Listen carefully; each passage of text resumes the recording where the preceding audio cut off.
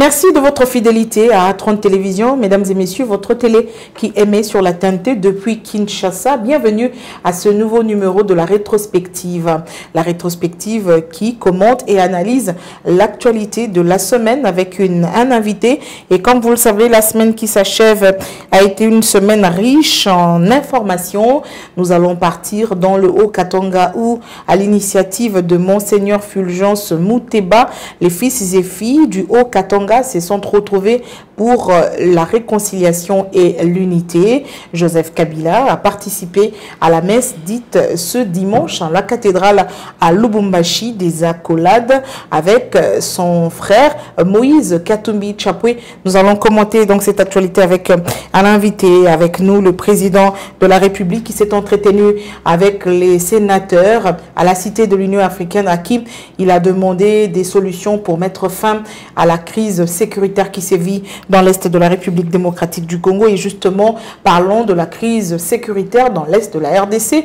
Le gouverneur militaire était en conférence de presse. Il a dressé le bilan positif depuis l'état des sièges dans la province de l'Ituri. Vous le suivrez dans cette édition d'Elysée Sanga qui appelle à des manifestations, du moins qui va appeler ou qui va donner le mot d'ordre pour des manifestations afin que la population congolaise exige des élections libres, démocratiques et transparentes qui n'appelleront pas tricherie selon lui. Puisque ce qui se fait à l'Assemblée nationale, selon le député Sesanga, prépare le lit de la corruption pour les prochaines élections. On va donc commenter ces actualités avec un invité, Fumu Toto, qui n'est plus à présenter, vous le connaissez, géniteur de la troisième voie, président national de son parti politique qui s'appelle le Parti national de l'idéal patriote. Il est membre de l'Union sacrée. Fumu Toto, bonsoir. Bonsoir à vous et à vous tous autres qui nous suivez à travers ces médias. Merci d'avoir répondu à notre invitation. D'abord, première question, vous êtes de l'Union sacrée. À ce jour, comment se porte l'Union sacrée? Comment se porte le régime? Comment se portent les institutions de la République? Il y a des problèmes, il y a aussi des solutions, ainsi va la vie. Des problèmes et des solutions, ainsi va la vie. Lesquels? C'est simpliste, hein? Mais il faut entrer dans un domaine. Par exemple, dans le domaine des médias. Nous sommes plus avancés en ce qui concerne la liberté des médias, la liberté d'opinion, la liberté de presse qu'il y a peu. Sous Mobutu, sous Kabila, Joseph, il y a eu des avancées, bien sûr, mais pas comme autant de Tshisekedi. Aujourd'hui, combien de médias fermés?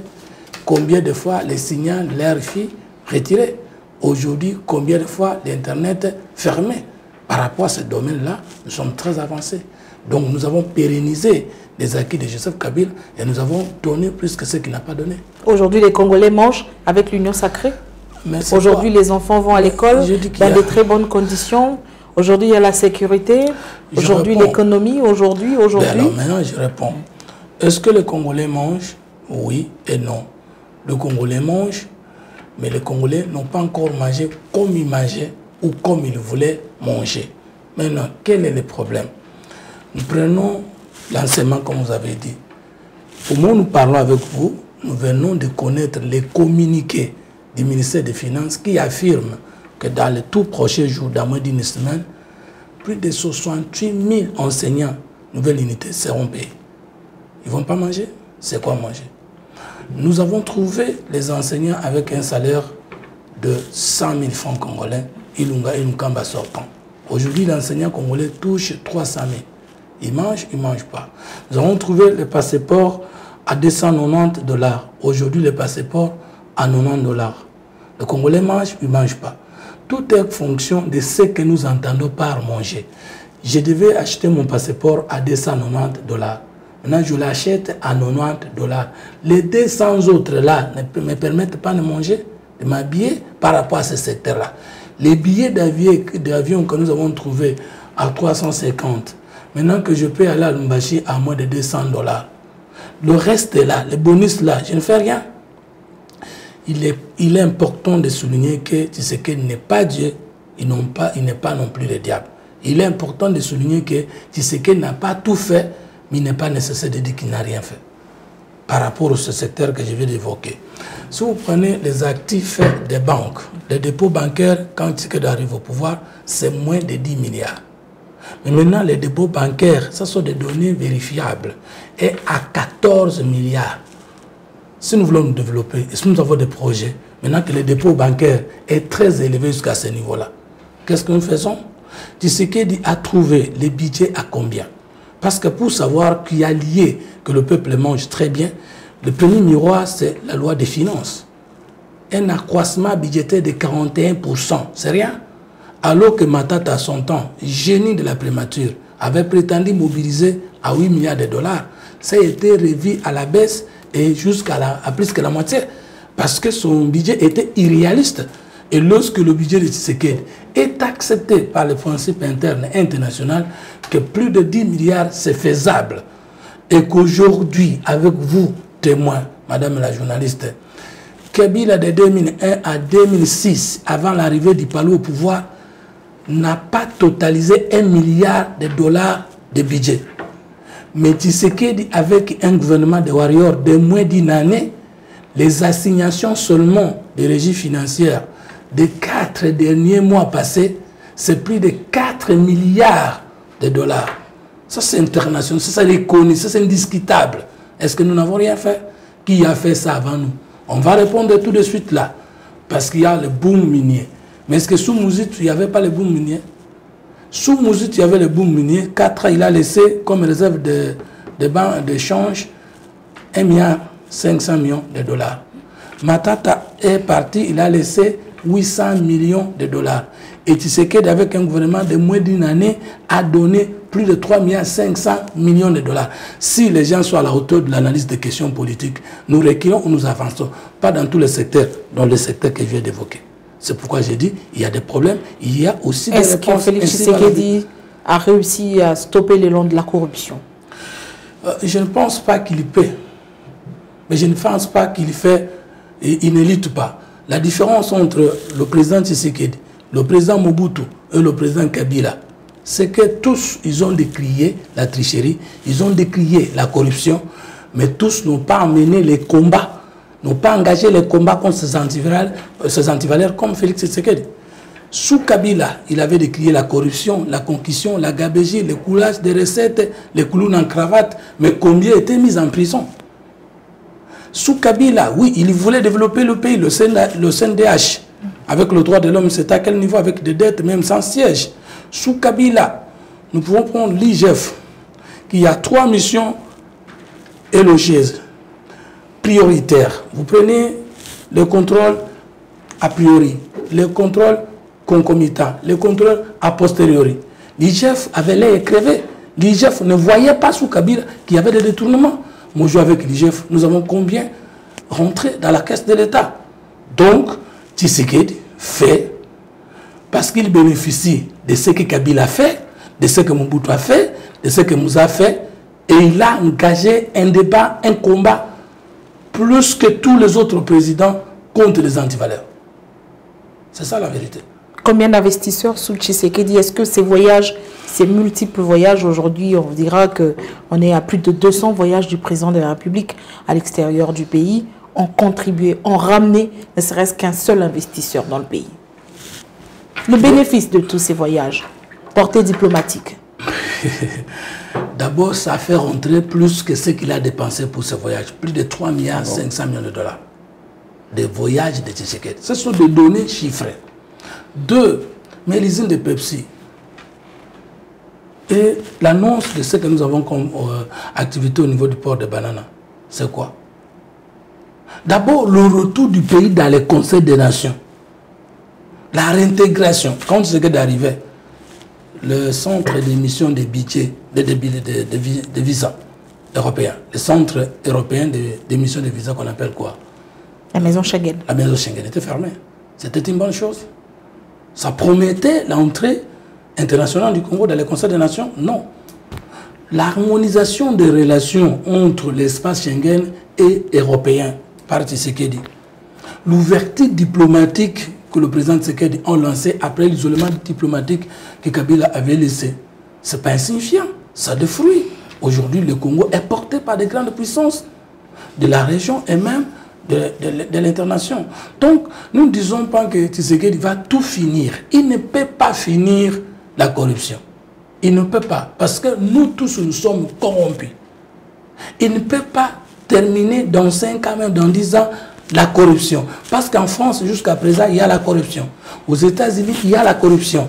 Mais ce qui importe, c'est le combat que Tshisekedi a déclenché, qu'aucun autre président avant lui ne l'a fait. Et là, tout le monde est témoin.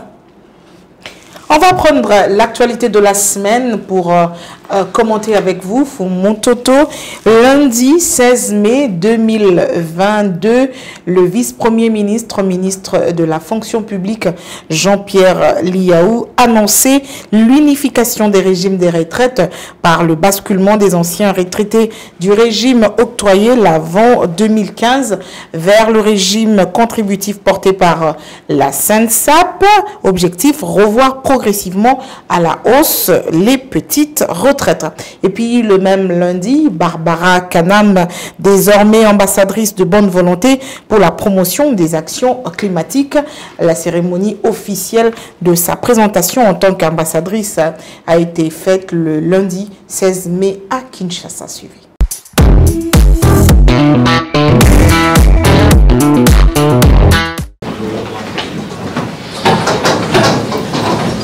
Après 30 ans, 113 582 retraités et rentiers qui obtenaient une pension modique verront leur situation s'améliorer grâce à la réforme portant unification des régimes des retraités avec la suppression du régime octroyé au profit du régime contributif porté par la SENSAP. Réforme adoptée par le dernier Conseil des ministres. Pour lier la parole à l'acte, le vice-premier ministre, ministre de la fonction publique, Jean-Pierre Liaou, a présenté le nouveau barème salarial avec notamment des augmentations pour les grades huissiers. Pour les huissiers qui touchaient à Kinshasa 15 522 et en province 8 246 francs, les deux catégories toucheront désormais 81 753 000 francs, soit 427% à Kinshasa et 891% en province. Le nouveau barème salarial sera applicable à partir du 20 juillet prochain, mais il est prévu avant tout un contrôle des bénéficiaires. Le contrôle de maintien des droits sera organisé sur tout le territoire national sous format bureau total. Ça veut dire qu'en une seule visite, le bénéficiaire, le candidat en tout cas, la prestation, que ce soit la pension ou la rente, va être soumis à toutes les étapes d'immatriculation jusqu'à l'octroi de la prestation de bout en bout en une seule visite. Cette réforme est vivement saluée par l'intersyndicale de l'administration publique. Excellence, Monsieur le Président de la République, les agents et fonctionnaires manquent les mains pour vous applaudir. Il en est de même du Premier ministre, chef du gouvernement, qu'il trouve ici la gratitude des agents et fonctionnaires de l'État. Et nous osons croire que cette réforme va aboutir. D'après Jean-Pierre Liaou, à partir du trimestre prochain, une nouvelle augmentation s'ajoutera sur ce nouveau barème.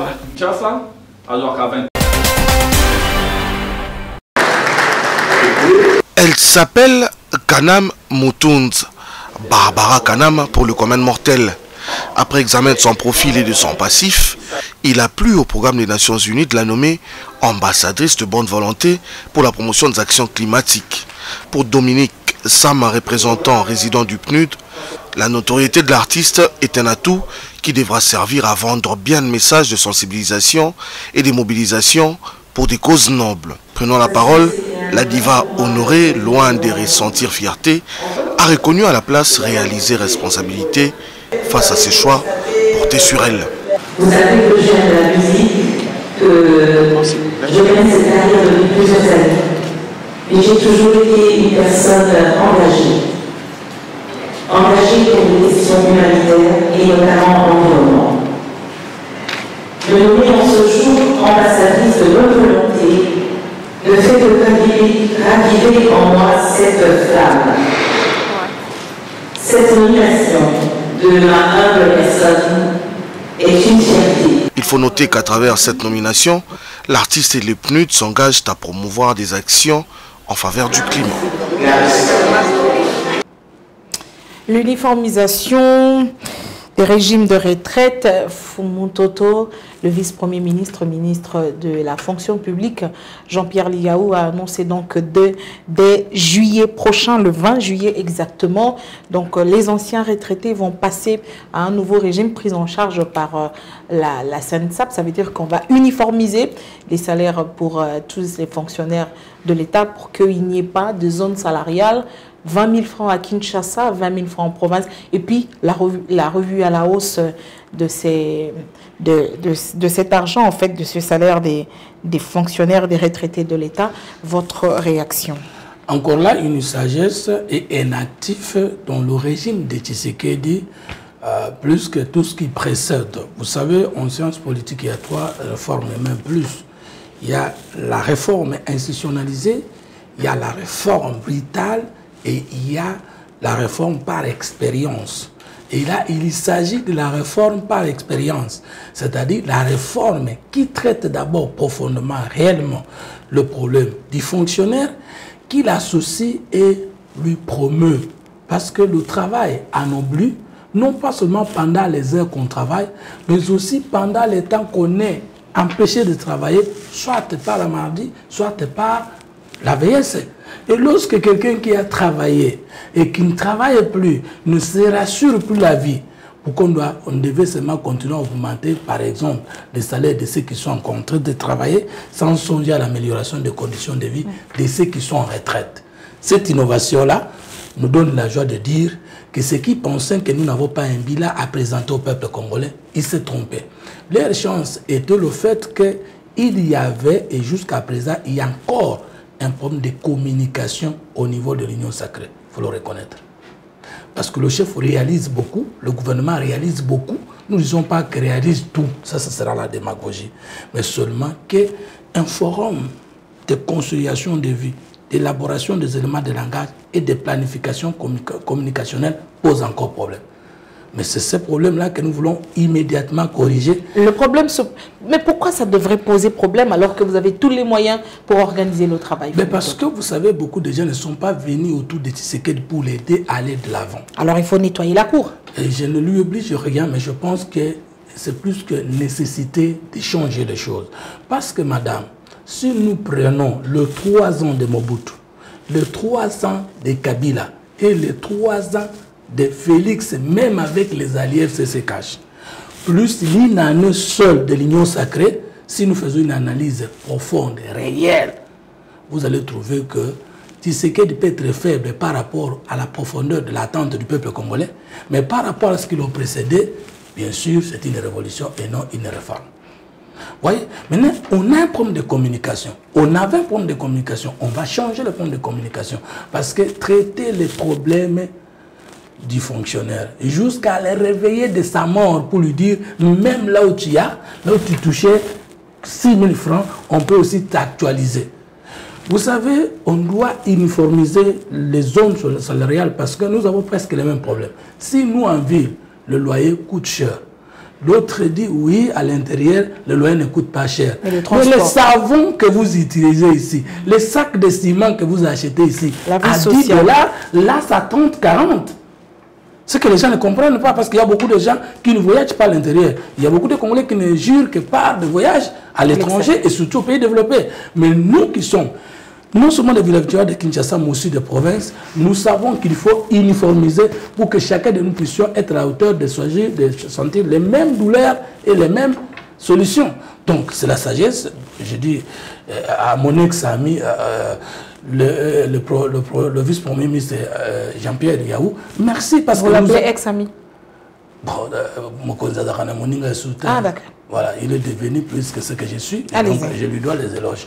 Donc pour dire que c'est tout ce que nous attendions, qu'avec ou sans nous, le Congo se retrouve. Et qu'on puisse voir quand même que la jeunesse politique apporte quelque chose. Mardi 17 mai 2022, journée des forces armées de la République démocratique du Congo, le président de la République, Félix-Antoine Tshisekedi Tshilombo, a déposé sa gerbe des fleurs au monument du soldat inconnu dans la commune de la Gombe. Entre-temps, à Lubumbashi, dans le Haut-Katanga, s'ouvrait sous la facilitation ou l'initiative de Monseigneur Fulgence Mouté-Barche avec de Lubumbashi, le forum de réconciliation et de l'unité des fils et filles du Katanga. Entre-temps, pour la première fois depuis sa libération de prison, le colonel Edi Kapende donnait une conférence de presse au cours de laquelle il a vivement et fortement critiqué les assises de Lubumbashi qui, selon lui, n'entrent pas dans le cadre de promouvoir l'unité en République démocratique du Congo. Suivez.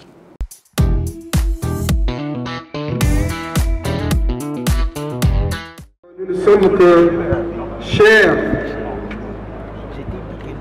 et dans notre faiblesse. De toutes les situations belliqueuses qu'a connues et qui connaît la RDC, toujours des soldats se sont levés et ne cessent de défendre l'intégrité de la nation. Et pour le 17 mai 2022, cette date dédiée aux forces armées de la République démocratique du Congo, toute la solennité était démise au mémorial du soldat inconnu au rond-point Forescom dans la commune de la Gombe. Tapis rouge déroulé, les commandants suprêmes des forces armées, le chef de l'État Félix-Antoine Tshisekedi Tshilombo y était en compagnie de plusieurs membres du gouvernement, question de rendre hommage aux hommes en uniforme. Lien entre l'armée et la population, c'est le thème retenu pour la célébration de cette journée nationale. La cérémonie a été marquée par les dépôts de gerbes de fleurs par le président de la République Félix Tshisekedi.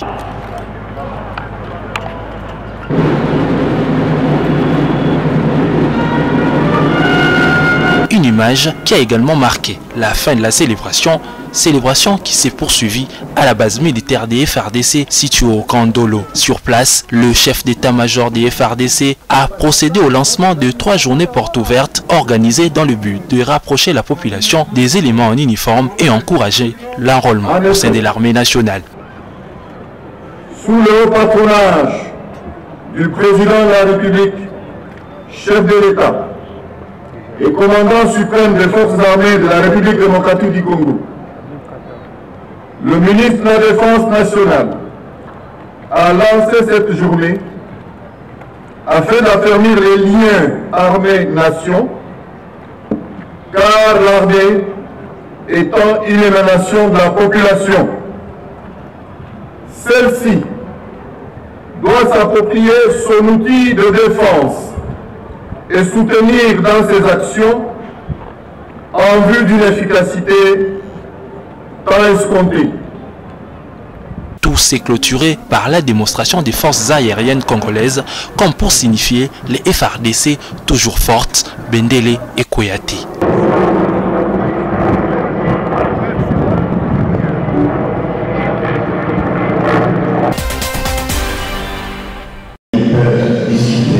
Au cours de cette conférence de presse tenue ce mardi 17 mai 2022 à Kinshasa, le colonel Edi Kapende a sévèrement critiqué le forum sur la réconciliation et l'unité des Katangais qui se tient à Lubumbashi du 17 au 19 mai sous la conduite de l'archidiocèse de Lubumbashi. Il qualifie ces assises de forum qui visent une réconciliation à géométrie variable qui risque de briser l'unité nationale. Nous n'avons pas besoin aujourd'hui de nous présenter sur la collégialité du sentiment sectoriel.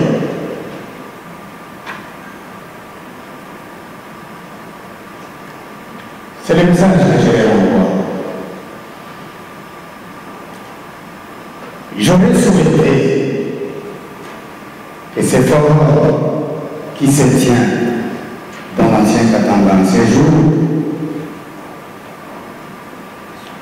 disent nous avons mal fait de diviser notre province. Pour cet ancien aide-de-camp de Laurent Désiré Kabila, ceux qui sont dans ce forum devraient reconnaître leurs responsabilités dans la division vécue actuellement dans le pays.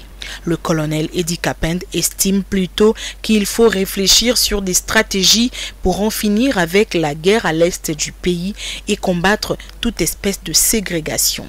Nous perdons beaucoup de soldats. Et même pour que le pays recouvre la paix et la sécurité pour tous, nous devons donc les encourager. Et le chef de l'État, quand il a décrété l'état de siège,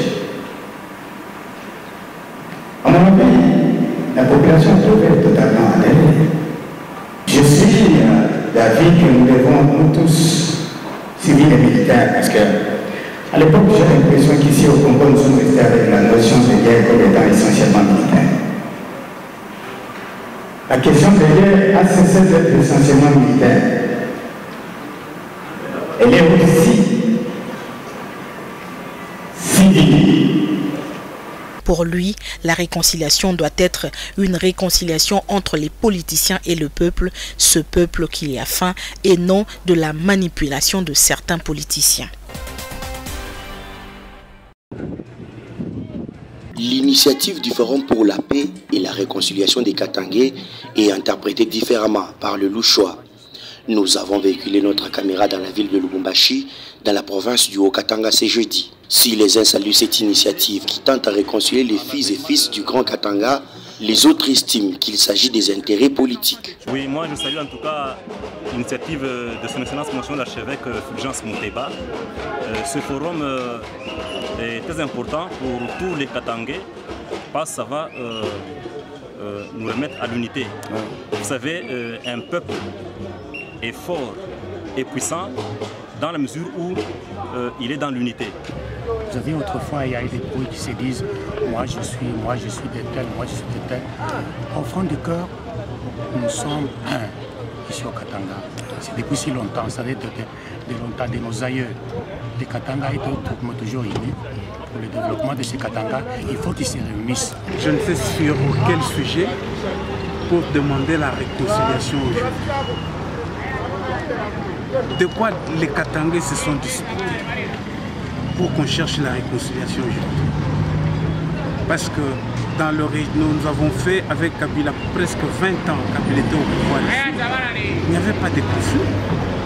Juste après, 2 ans après le départ de Kabila, on dit que les Katangais sont en conflit, il faut qu'on se réconcilie. Autour de quoi? Parce que moi je suis né ici, j'ai grandi ici. Il n'y a jamais eu de conflit ni entre Kassaïens ni entre Katangais.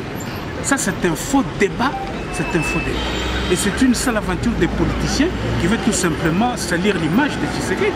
Et s'il y a conflit entre les Katangais, c'est autour du pouvoir, autour du gouvernorat ici. On rappelle, cette initiative de l'Assemblée épiscopale de la province du Haut-Katanga se tient sous le thème « Frères et sœurs un jour, frères et sœurs pour toujours ».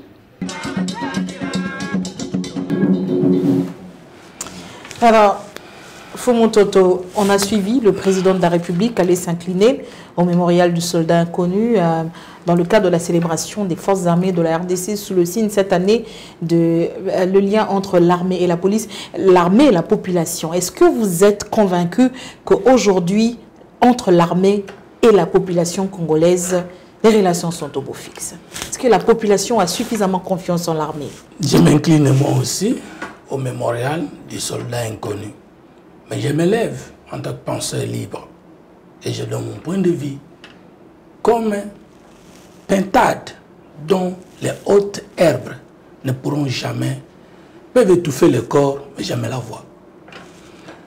Je ne peux pas comprendre qu'on puisse prendre une date historique, soit-elle, bien sûr, parce que c'est grâce à cette date que Mouzé a pu montrer que ce n'était pas bon qu'un homme domine sur les autres, qu'un homme n'était pas éternel, que Mobutu n'était pas Dieu, et que la dictature n'était pas une bonne chose, et que les Kadogo avaient humilié les généraux de Mobutu. C'est bien, nous devons garder ça comme date historique enseignée à l'éducation politique, à l'éducation citoyenne. Mais élever cette date jusqu'à devenir la date de l'armée congolaise, c'est humilier l'honneur de mon avenir. Parce que c'était la date où une rébellion teintée de tous les groupes étrangers.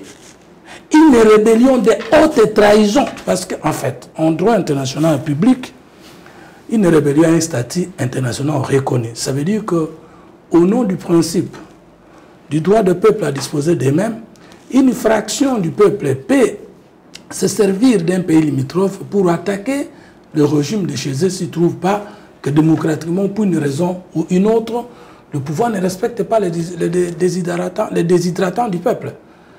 Mais je n'ai jamais entendu une rébellion venir avec les étrangers, faire des étrangers des ministres de la Défense, des ministres des Affaires étrangères, occuper des institutions. Et aujourd'hui, l'armée de mon pays est infiltrée. Aujourd'hui, l'armée puissante de la RDC ne gagne pas comme il fallait parce que depuis l'AFDEL est alliée. C'est dans ce cadre-là que le président de la République, même quand il a reçu, on va en parler, les sénateurs et même lors de la journée déontologique des forces armées, le président insiste sur des mécanismes à mettre en place pour vider la question de l'Est. Qu'est-ce que vous proposez? Je propose que ce mouvement qui m'a dit pas libéré de la dictature de Mobutu et non de ma souffrance, parce que j'aurais souhaité la dictature de Kadhafi, la dictature de celui qui a créé l'Allemagne, la dictature de celui qui a créé la France, pour que ne fût-ce que mon peuple se retrouve en train de manger, en train de faire étudier ses enfants. Mais cette libération partielle m'a mené des étrangers au pouvoir, m'a mené une armée mal brassée, m'a mené l'insécurité de plus de 20 ans. À l'Union sacrée, quelle est l'alternative? Non, j'ai dit que je vais parler comme Fumutoto. Par rapport à ce point-là. Qu'on puisse prendre la date d'une rébellion qui a oublié l'armée de mon pays, pour la donner à l'armée de mon pays. Et ça, vous l'avez dit. Quelle est votre autre proposition? La proposition, c'est qu'aujourd'hui, plus que jamais, cet espace-là est petit. Et ce monument-là ne signifie rien par rapport à la grande de mon pays. Il faut en construire? Il faut quelque part un grand monument qui nous impose dans une la reconnaissance. Parce que le mémorial du soldat inconnu en France, c'est sur les Champs-Élysées. C'est tout le monde qui visite la France qui voit. Et c'est honorifique. Non, mes militaires, mes frères, mes soeurs, morts sous le drapeau ne méritent pas cet espace. Vous proposez où? Nous devons... Après l'aéroport, avant l'aéroport, à l'échangeur? Je souhaiterais, moi, Fumutoto, que les monuments comme de Lumumba, les monuments comme le soldat inconnu puissent être dans un enclos où pour y entrer, il faut payer de l'argent, que ça nous donne de l'argent. Pourquoi pas avoir un panthéon au Congo? Nous ne pouvons pas penser petit, même si nous n'avons rien. Mais l'imagination créatrice que Dieu nous a donnée doit booster le Congo de plus en plus loin. Donc, je ne suis pas d'accord avec cette fête-là. Je ne suis pas d'accord avec cette date-là élevée au niveau de mon armée. Je ne suis pas d'accord avec ce monument-là pour engager mon armée. Il est petit, il est insignifiant. Il n'y a même pas d'espace pour réunir les Congolais en fait de voir et de saluer l'honneur de ceux qui sont morts pour eux. Vous savez, lorsqu'on a fait les monuments pour les soldats inconnus en France, ce n'est pas pour les militaires qui sont morts. C'est pour créer la conscience nationale à ceux qui vivent pour qu'ils défendent leur patrie. Et de nous aimer le Congo, et de nous travailler encore, et à même mourir pour le Congo. Très bien. Donc c'est pas avec ce monument-là. Qu'est-ce qu'il faut aujourd'hui pour aimer l'armée? Il faut créer une armée à notre terre. Idéologiquement, matériellement, financièrement. Ensuite, il faut combiner l'état de siège et la performance militaire. Il faut ratisser au sein de l'armée pour booster dehors tous les traîtres et tous les étrangers qui sont encore dans notre armée. Le même 17 mai 2022, à Lubumbashi s'ouvrait le forum sur la réconciliation et l'unité des Katangais à l'initiative de Monseigneur Fulgence Muteba. Fumutoto, quand les Congolais décident de se mettre ensemble, d'enterrer l'âge de la guerre, évidemment, on ne peut qu'applaudir là où passe la réconciliation et l'unité. C'est une très bonne et très mauvaise chose à la fois. Ah bon? Comment ça? Bonne chose parce que on peut comprendre aujourd'hui que chaque chose a son temps. Et que nous ne pouvons pas, pendant un conflit politique, souhaiter nous entretuer parce que si un moment l'a affronté, un autre va l'effacer. Et donc, pendant ces 8 ans, s'il n'y avait pas Dieu qui protégeait Moïse Katumbi, Joseph Kabila, et que si l'un d'entre eux ou d'autres mouraient, on n'aurait pas cet espace de réconciliation. Je ne peux que féliciter. 2, nous au niveau de la 3e, nous disons ceci. Personne ne connaît tout, mais tout le monde sait quelque chose. Ce qui nous unit est plus grand que ce qui nous divise, que le Congo gagne. Nous ne pouvons pas souhaiter l'unité de l'ensemble, ça aussi souhaiter de bonnes relations avec les partis ou les éléments constitutifs de l'ensemble. Donc s'il y a paix, il y a cohésion entre les Katangais, ça ne peut pas nous effrayer, ça ne peut pas nous faire peur. Parce qu'autant nous voulons qu'il y ait la paix entre les Katangais, nous voulons aussi la paix entre les Sankouas, la paix aussi entre les Équatoriens, et ce sont des paix collectives sectorielles là qui vont nous donner la paix et la conscience nationale. Donc je félicite le prélat catholique pour avoir organisé ça, parce que je le qualifie de bonne foi, et je qualifie tous ceux qui ont participé de bonne foi. Ça c'est la religion, ça c'est la foi. Mais la politique. Laissez-moi rentrer en tant que politologue politique. C'est là où le bas blesse. Oui, là j'engage ma liberté en tant que Fumutoto. Je me dis, mais pourquoi avoir choisi le 17 mai? Parce que je suis béavoriste, c'est-à-dire, en sciences politiques, il y a une discipline qui fait comprendre ou qui comprend les faits politiques et les phénomènes politiques par les gestes et les symboles. Et parmi les gestes et les symboles, il y a les dates. Le 17 mai reconnu journée de libération, acceptons, appelé comme ça. Et c'est sur le 17 mai là que les Katangais doivent se rencontrer. Bien sûr, parce qu'on se libère de la haine, on se libère des problèmes qui autrefois nous divisaient et on veut maintenant se réunir. C'est aussi symbolique. Nous restons sérieux. Le Katanga n'existe plus. Mais comment on peut réconcilier les néants? Quand vous rentrez dans la configuration, c'est l'ancien Katanga. C'est la constitution par le peuple congolais qui crée les provinces, par référendum surtout, au sujet de cette constitution. Et que c'était un Katanga à la tête du pays qui accomplissait ce que la constitution demandait. Le démembrement de 11 provinces à 26 provinces. Et c'est chose faite. Non, on parle toujours de Grand Kassai, Grand Bandundu, Grand Katanga, Grand Sankourou. Ça existe où? C'est la méchanceté. C'est réveiller les démons des divisions. Parce qu'on est allé réconcilier les inexistants. Le Katanga a été éclaté en 4 provinces. D'ailleurs, il n'y a pas de Katanga au Congo. Vous prenez le préambule de la Constitution, c'est seulement dit nous, virgule, peuple congolais. Je n'ai jamais vu en dehors du nom congolais où est-ce qu'on a encore appelé quelqu'un né Congo. Bon, de toute façon, pour certains, cette question du Katanga, du grand Katanga, c'est un faux débat parce qu'ils viennent tous d'un même ensemble. Hier, appelé le Katanga. Non, ça ne devrait pas poser problème, mon toto. Il y a les Balouba du Katanga, les Balouba du Kassai, dont l'ancêtre est Ilungambidi. Il y a les Pygmées qui sont au Katanga, ils ne viennent pas de l'ancêtre Ilungambidi. Alors, expliquez-moi. Il y a les Basanga, les Mongo sont au Katanga, les Bayaka sont au Katanga, les descendants de Moitayav. Expliquez-nous maintenant, comment est-ce que, en politique, cette initiative n'est pas la bienvenue? J'arrive, c'est là que je suis en train d'analyser. Quel est le problème? Le vrai problème, c'est que réconcilier qui était en conflit et quel était le conflit. La réconciliation, c'est la remise ensemble de ceux qui étaient ensemble. Nous a fait 4 ans avec les Katangais à la tête des institutions. Joseph Kabila a fait 18 ans ensemble avec les Katangais. Quelqu'un a dit que les Katangais sont des hypocrites. Qui a dit ça? C'est sur l'hypocrisie qu'on est en train de se réconcilier? Je ne sais pas. Les Katangais ont abandonné. Ils ont abandonné qui? C'est ça le problème. Quel était le problème? Nous connaissons seulement qu'en 2015, il y a eu quelqu'un qui gérait les pénaltys de l'AMP et qui a dit qu'il y a eu premier pénalty, deuxième pénalty. Et qu'avec précipitation, on a fait le démembrement. Après, Musica Tumbi, tantôt il a des mercenaires, tantôt il est italien, de l'autre côté, tel est ambien, tel n'est pas congolais, tout ça. Maintenant, que vient le Katanga faire dans cette histoire?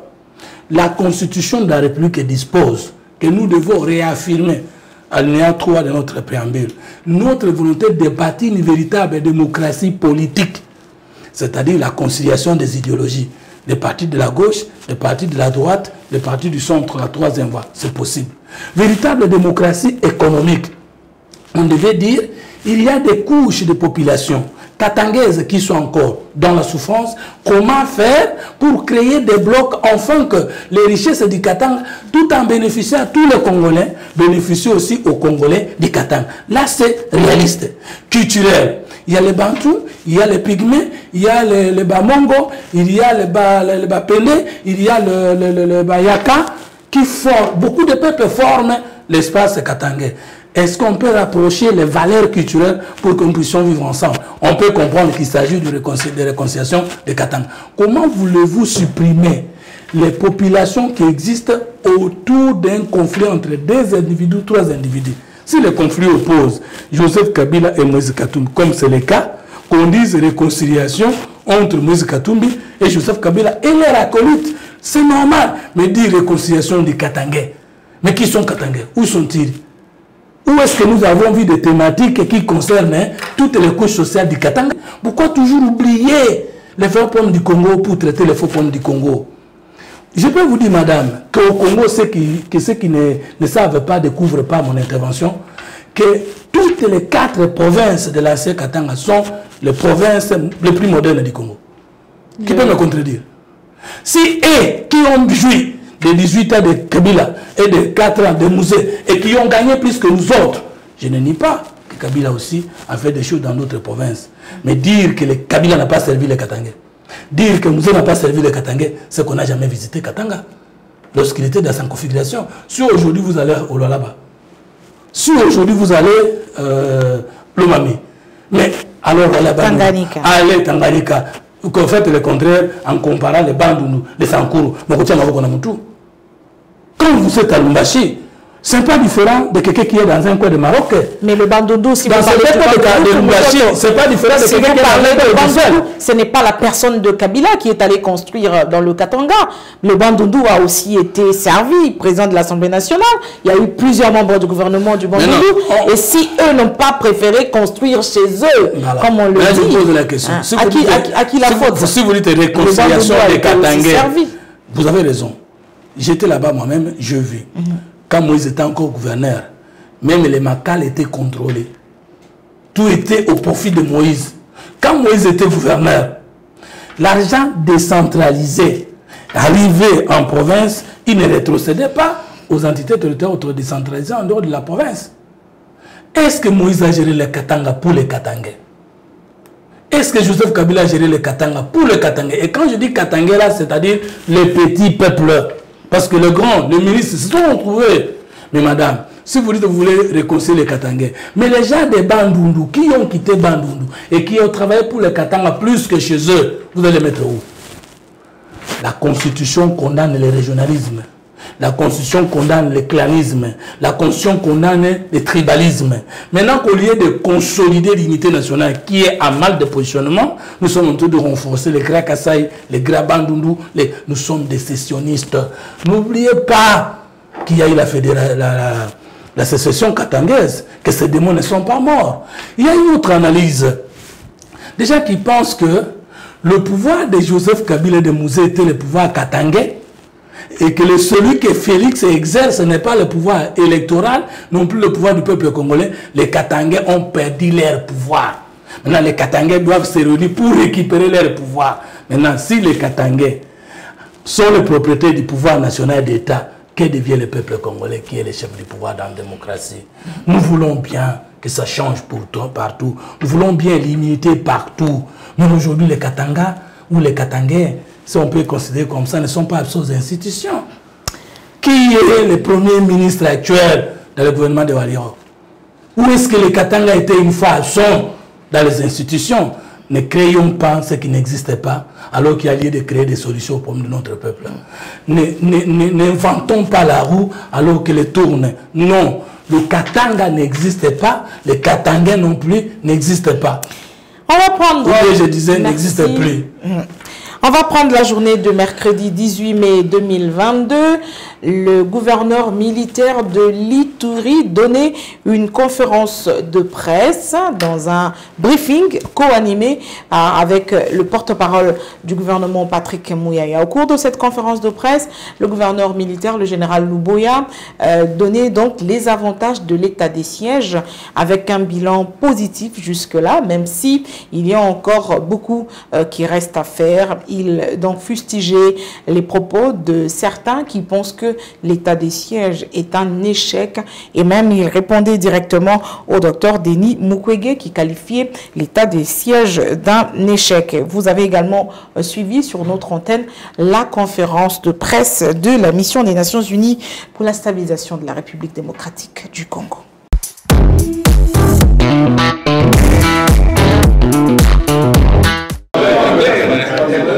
La situation sécuritaire qui prévaut à l'est de la République démocratique du Congo était au cœur du briefing de presse du porte-parole du gouvernement organisé ce mardi 17 mai. A été joint à cet exercice pour plus d'éclairage et par devoir de redevabilité le gouverneur militaire de l'Ituri, le général Johnny Luboya Kachama. Devant un parterre de journalistes, le gouverneur militaire a dressé un bilan de ce qui s'est fait sur place, mais aussi de la nature des forces négatives auxquelles les troupes loyalistes sont confrontées. Aux chevaliers de la plume qui ne l'ont pas épargné, le général Johnny Luboya Kachama n'y est pas allé par les dos de la cuillère. Nous sommes arrivés, nous devrions d'abord sécuriser la ville de Dounia, où il y avait une grande insécurité, où 2 semaines avant, on se promenait avec des cadavres, des têtes de morts, ouvrir les grands axes, récupérer les localités, les agglomérations, et nous installer en fait. Réagissant aux propos du docteur Denis Mukwege, qualifiant l'état des sièges d'échec au regard des morts enregistrés, le gouverneur militaire en a profité pour appeler le prix Nobel de la paix, mais aussi les restes de la population à soutenir les efforts des forces armées de la République. Dire que nous avons échoué, je crois que c'est quand même dur. C'est trop fort. Nous avons besoin de l'accompagnement.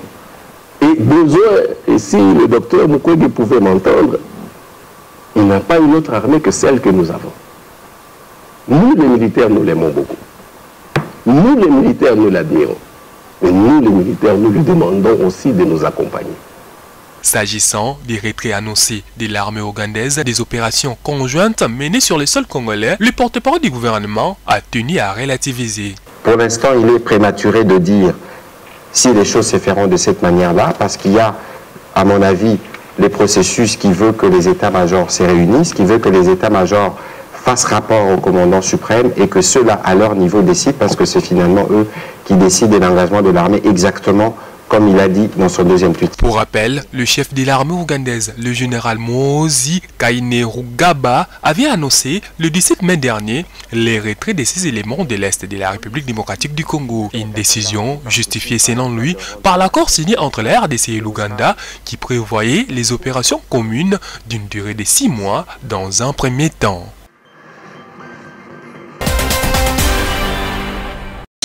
Vous avez pu comprendre. La position de la mission onusienne face à l'examen de la nouvelle loi électorale a constitué un des sujets majeurs abordés lors de la conférence de presse de ce mercredi. Le porte-parole de la mission onusienne, Mathias Gilman, tout en saluant les efforts fournis par le président de l'Assemblée nationale à favoriser l'inclusivité, n'a pas cependant caché la position des Nations unies sur certains points. La révision de la loi électorale représente l'une des dernières opportunités de renforcer les mécanismes de transparence et de redevabilité susceptibles de garantir des élections de qualité et de restaurer au moins en partie la confiance entre les parties prenantes. Les Nations unies regrettent que l'opposition conditionne sa participation aux travaux à la réouverture d'une décision déjà actée par les institutions du pays.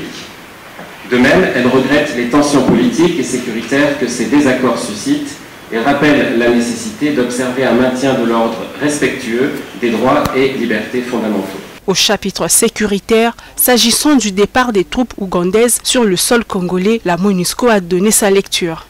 C'est une décision à laquelle à la base nous n'avons pas été associés. Donc évidemment, si ce retrait des troupes ougandaises était confirmé, nous ne serions pas non plus associés à la réflexion à ce sujet. C'est quelque chose de purement souverain et qui concerne les relations entre l'Ouganda et la RDC.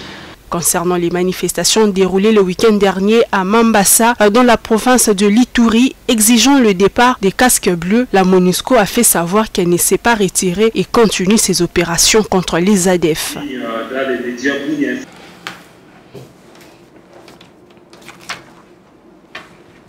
Fumutoto, le gouverneur militaire de l'Ituri, vous l'avez suivi, vante donc les mérites de l'état de siège qui a contribué à repousser l'ennemi, la RN 27 et 24 coupées et donc la route ou les routes nationales, les 2 routes principales ont été donc ouvertes au public. Et finalement, il n'y a plus de têtes de mort dans la ville de l'Ituri avant l'état de siège et que il ne faudrait pas parler de l'échec de l'état des sièges qui a, quand vous avez suivi le gouvernement militaire qui parle avec beaucoup d'amertume contre ceux qui qualifient l'état des sièges d'un échec, comme pour dire que les FARDC ne font rien et ne méritent rien. Ben, contrairement à lui, j'ai dit qu'il y a échec et réussite à la fois. Parce que nous, c'est la troisième voie. Il y a échec parce qu'il y avait 3 missions. Éradiquer totalement l'insécurité de l'Est du pays, sécuriser la ville et finalement libérer les routes qui étaient tout le temps coupées. Mais il n'y avait pas de délai, comme vous le savez. Justement, j'arrive. Maintenant, sur 3, le gouverneur militaire est sincère que nous avons réussi 2 et que nous n'avons pas encore terminé 1. Donc si on dit qu'il n'y a pas échec, on n'est pas sincère. Mais seulement ceux qui pensent qu'il y a échec et qui ne savent pas qu'il y a réussite aussi sont malhonnêtes. Comment?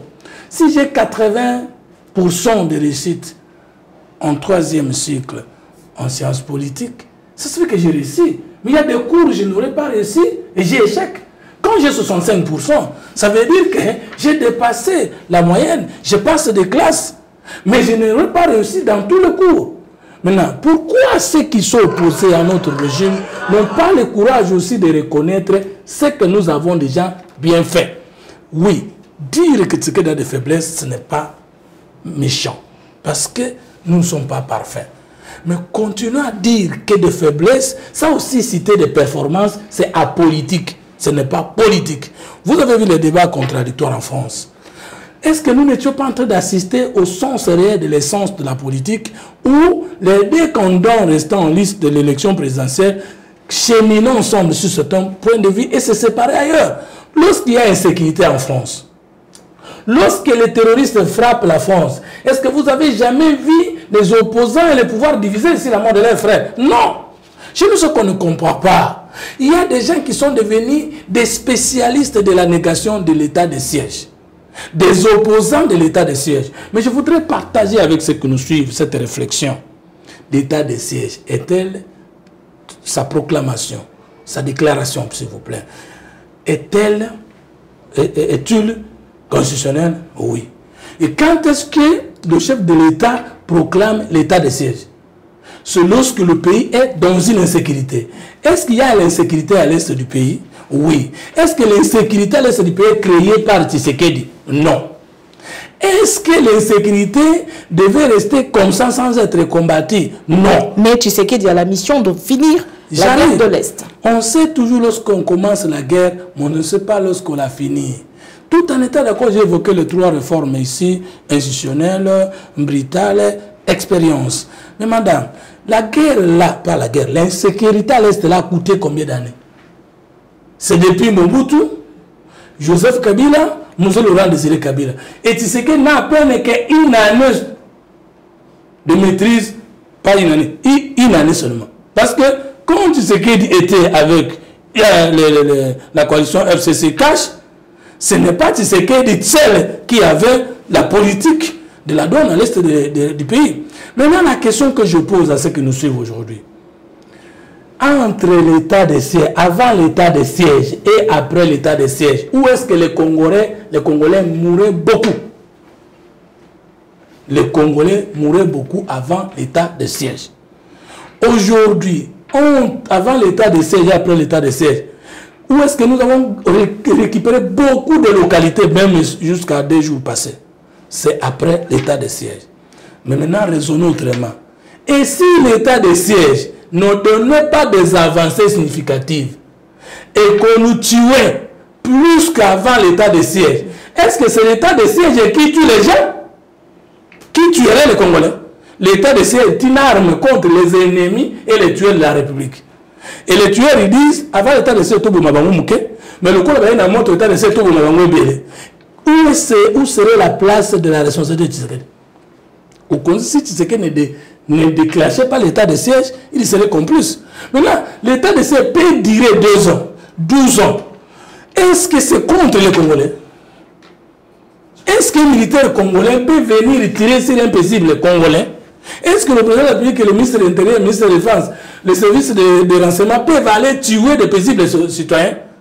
Est-ce que les Congolais comprennent lorsqu'ils disent état de siège, tolingité, si c'est que dans l'état de siège, est-ce que les gens ils comprennent ce qu'ils disent? Bakoteringa nandako.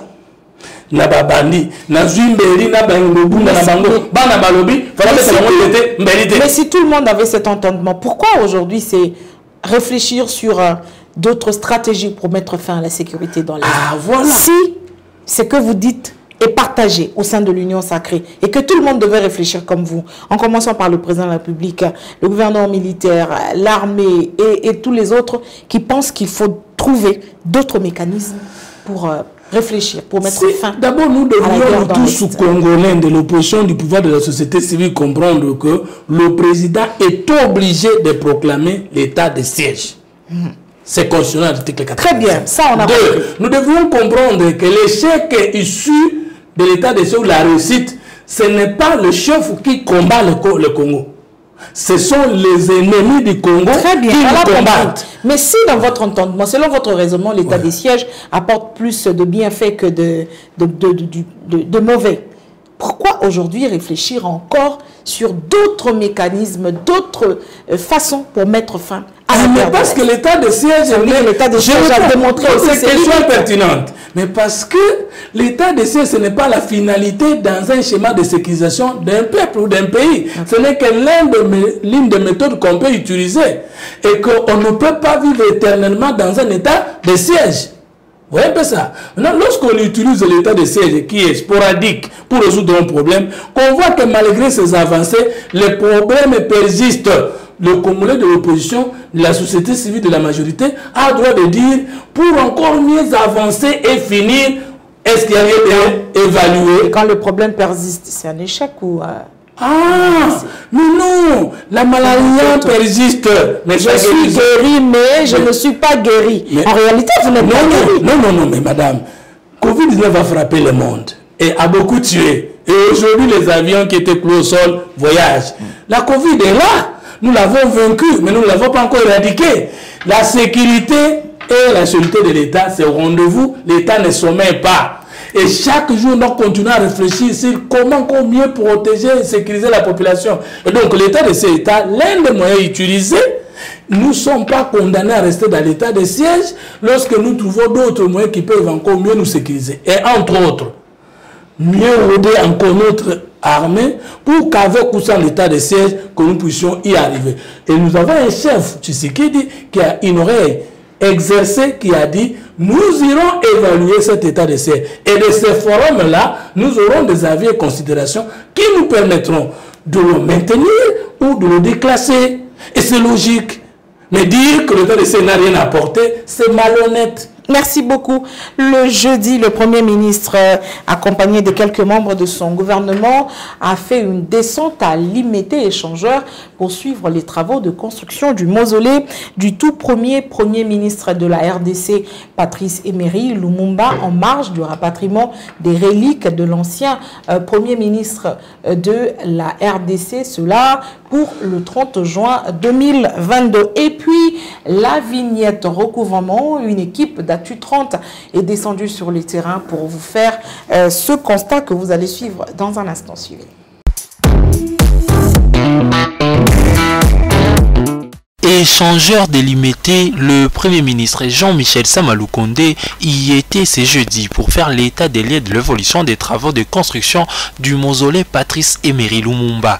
Sur les lieux, accompagné de quelques membres de son gouvernement, Jean-Michel Samaloukonde a reçu des explications claires de l'architecte du bureau d'études d'aménagement et de l'urbanisation du ministère des Infrastructures et Travaux Publics. Les soucis pour le Premier ministre étant le parachèvement des travaux d'ici le 30 juin 2022, date de l'anniversaire de l'indépendance, mais aussi de la commémoration du rapatriement des reliques du tout premier ministre de la RDC. Je vois en tout cas qu'il y a une évolution par rapport aux travaux. Il y a une volonté d'accomplir ce projet dans les délais, parce que nous étions fixés ces délais pour la mi-année et nous espérons les tenir. Mais dans tous les cas, tout ce que nous avons vu ici nous a encouragé de penser que nous allons atteindre cet objectif. C'est un site évolutif. Nous allons d'abord avoir bien sûr cette grande cérémonie pour recevoir notre Premier ministre et puis par la suite des aménagements se feront pour que ça soit ouvert au public et vraiment un site culturel qui va reprendre toutes nos valeurs congolaises. Le chef du gouvernement a reçu des assurances de l'architecte en chef quant à la fin des travaux avant la date du 30 juin. La place de l'Échangère en plein aménagement abritera entre autres le nouvel emplacement du monument de Patrice Emery Lumumba, la verdure, les billetteries sanitaires, la salle des reliques, la chaussée, les locaux et tant d'autres ouvrages.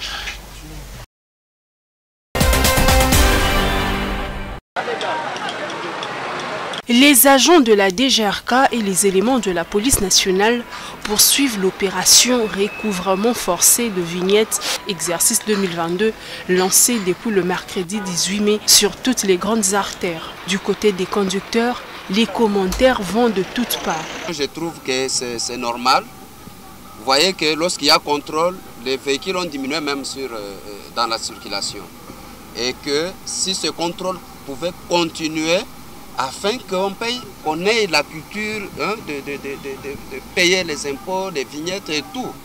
Donc pour moi, je suis tout à fait d'accord. Et au cas où on ne voit pas les retombées, c'est-à-dire la construction des routes et autres, à ce moment-là, nous pouvons revendiquer. Vignette nanga esina sombaki, nazana vignette presque mikanda nyonso oyo bango bazoko basenga biso to somba, toujours somba. Mais il y a pas ici au biso toujours au monde na nzela à part boulevard. À part boulevard, les restes de Banzela Moussou exacté. Contrôle la vignette de Boïté, ils en ont bien. Mais la façon dont ils sont là, ils en ont. C'est partout, tout ça très bien. Embouteillage, circulation est difficile. Il faut rappeler que cette opération était en principe prévue pour décembre 2021. Le contrôle a été ajourné à plusieurs reprises et pour permettre aux propriétaires de certains véhicules non en règle de se mettre en ordre. Foumontoto, comme vous l'avez suivi, leader de la troisième voie, payer la vignette, oui. Mais à quoi sert cet argent? Où va cet argent? C'est là où provient le découragement de la part des Congolais lambda, déjà qui souffrent.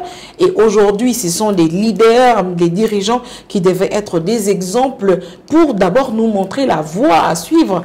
Mais on a l'impression que la vignette, c'est pour des Congolais lambda, nous autres qui n'avons pas de signature. Et c'est ça qui fait mal. Quand on regarde l'état des routes à Kinshasa et qu'on sort de la salubrité dans la ville, ça n'encourage pas les Kinois à payer la vignette.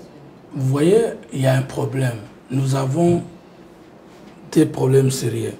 Nous, les acteurs politiques, nous ne connaissons pas c'est quoi l'État et pourquoi l'État. Moi, quand je terminais en sciences politiques, avant de fouler l'Europe, j'ai entendu parler de l'État, mais n'ai jamais vu l'État. Mais le jour où je suis arrivé en Europe, j'ai dit, ah, l'État,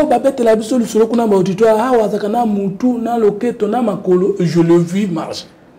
Ce qu'au Congo, l'État n'existait pas encore. Nous sommes montrés de les construire. Et le chef de l'État a dit, je ne veux pas dire que tout ce qui a précédé Félix Tshisekedi, c'était néant. Mais je voudrais pousser encore loin d'analyse pour dire, pour qu'il y ait une culture fiscale, pour que les gens se déterminent, acceptent volontairement, alors que ce n'est pas facile, même en France, même aux États-Unis, vous voyez le cas des grands joueurs, tout le monde a toujours tendance de fuir le fisc. Mais comment arriver à conscientiser, à mener les Congolais et finalement les contraindre à payer un peu de taxes et autres dépenses, c'est lorsque les Congolais verront comment tous qui dans la direction moko kaka ya kokena boulevard na aéroport. Mais dans bongo bopesinde to sali ba y passe. Ah, le Congolais va découvrir que l'argent qu'on donne à l'État n'a jamais été l'argent pour l'enrichissement des ministres, des DG avec leur famille. C'est tous Congolais nyonso mutuna mutumuke na epo ezungi sabiso ebele.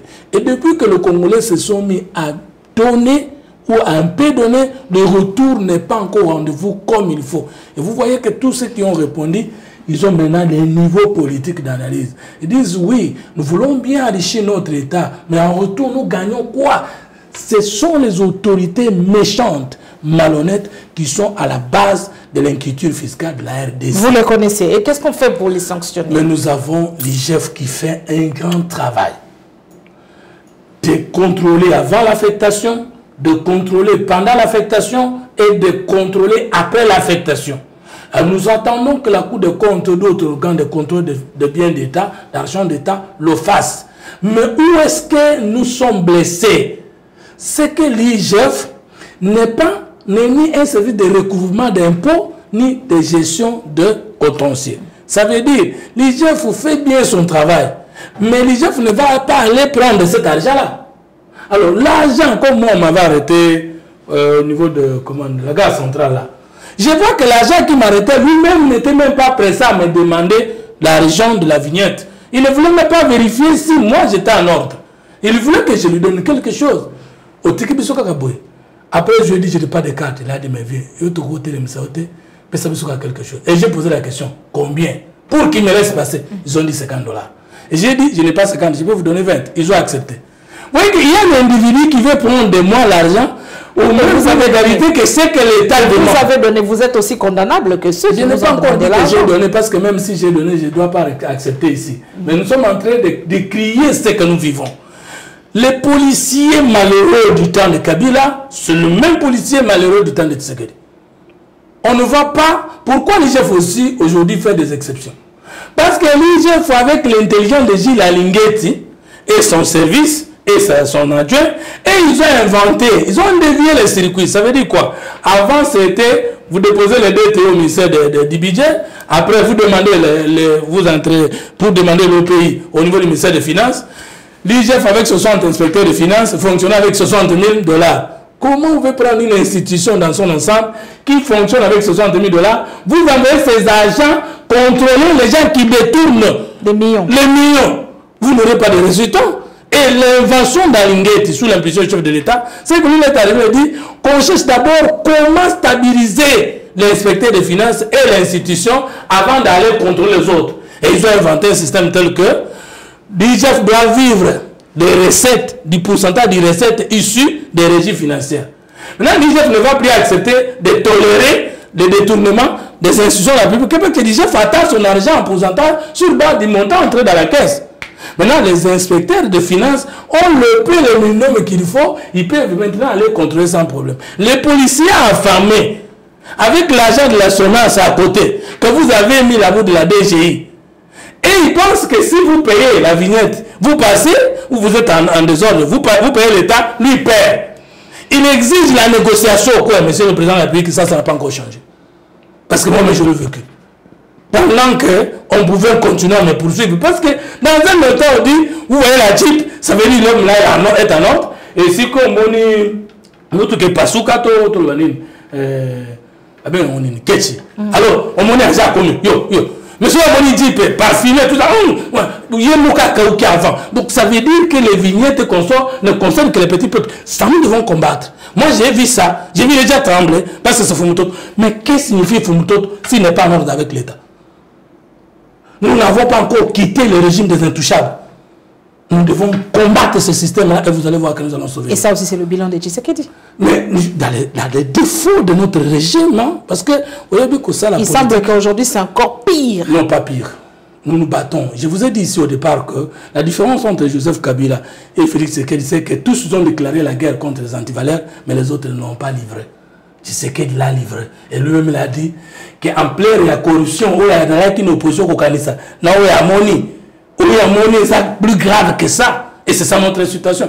Le problème de Tshisekedi, c'est qu'il est sincère et il s'y met pour combattre. Mais les autres ont décrié, mais n'ont pas combattu. Moi, je suis du régime. Il faut que les gens découvrent que ce n'est pas un honneur pour nous d'être de la majorité au pouvoir et voir notre peuple en train de souffrir. Ce qu'on a notre majorité au côté d'une équipe nationale, aux autres pour nous mais pas gagner et puis non. Aujourd'hui, si Tshisekedi échoue, ce n'est pas lui qui va échouer. Les chefs de l'État n'échouent pas, le gouverneur n'échoue pas par rapport à sa vie. Parce qu'une fois qu'on est nommé gouverneur, même au Sankourou, on a son salaire. Gouverneur, même au Bandoulou, on a son salaire. Lorsque l'objectif d'une province ou d'un État échoue, c'est la population qui échoue et non le gouverneur ou le président. Si on me nomme ministre aujourd'hui, je n'ai pas moins de $10 000 hein, de frais du mois, hein, avec l'argent que nous gagnons souvent, les reconnaissances, les frais de fonction. En 3 mois de fonction, vous construirez une maison à Bandal. Je construis une maison à Bandal. Mais alors, si je suis un mauvais gouverneur, un mauvais ministre, ce n'est pas moi avec mes enfants qui allons perdre. C'est le peuple qui doit faire perdre. C'est pourquoi nous ne sommes pas fiers de dire que tout est rose que tu es bon. Nous sommes seulement opposés à ceux qui pensent que Tshisekedi signifie zéro ou que Tshisekedi signifie la continuité de Kabila. Pour ça, nous disons non. Mais nous ne sommes pas de ceux qui disent que Tshisekedi a tout fait et que tout est rose. Il faut corriger l'entourage du chef de l'État. Il faut corriger, rectifier la communication. Et il faut mettre l'homme qu'il faut encore davantage dans la place qui fait défaut. Côté vignette, il faut encore beaucoup faire parce que les agents sont eux-mêmes corrompus et sont prêts à gagner dans leur poche que de faire gagner l'État. Et la cause, elle il faut sanctionner. Il faut mettre la culture de la sanction. Il faut les appréhender. Et même si vous les appréhendez, il faut que toi qui les appréhendes ne sois pas encore un corrompu. Il faut mieux les payer. Il faut mieux payer les agents.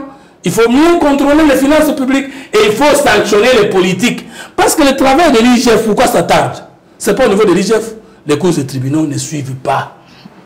Et vous voulez un pays où vous voulez que les inspections générales des finances travaillent.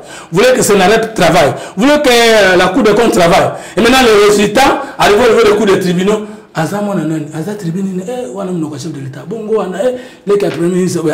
dans ce pays-là, ça ne va pas changer si on ne renforce pas la sanction par la tête. Merci beaucoup. Vendredi, le président de la République s'entretenait avec les sénateurs à la Cité de l'Union africaine.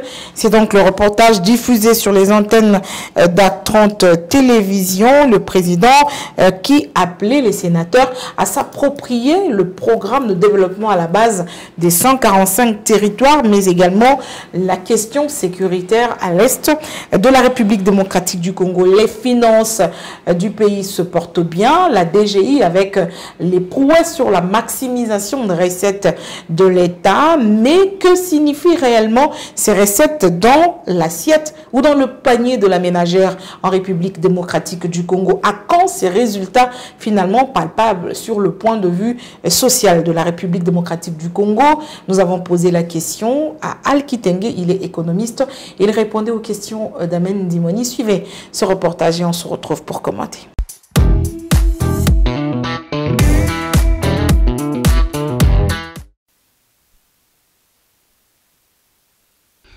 L'ambiance était conviviale dans le chapiteau de la Cité de l'Union africaine où le chef de l'État, Félix Antoine Tshisekedi Tshilombo, a rencontré le président du Sénat, Bahati Lukwebo, et une forte délégation des sénateurs, toutes tendances confondues.